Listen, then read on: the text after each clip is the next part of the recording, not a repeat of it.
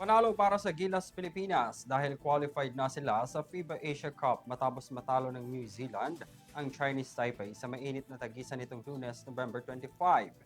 Para sa Balitang Sports, narito si Son Santiago.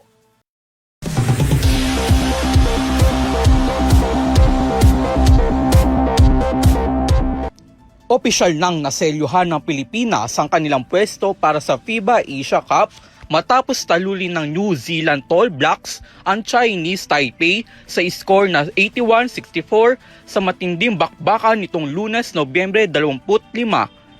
Sa malinis na 4-0 record sa Group B, handa nang lumaban ng Gilas sa Jeddah, Saudi Arabia sa susunod na taon.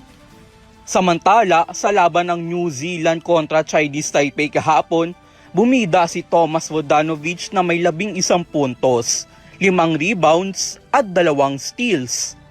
Hindi rin nagpahuli si Corey Webster na nalagdagdag ng 9 na puntos para tiyakin ang kanilang panalo at ticket sa qualifiers. Kahit sigurado na ang Gilas, sasabak pa rin sila sa ikatlo at huling qualifying window sa Pebrero sa susunod na taon. Para sa Balitang Sports, ako si Son Santiago.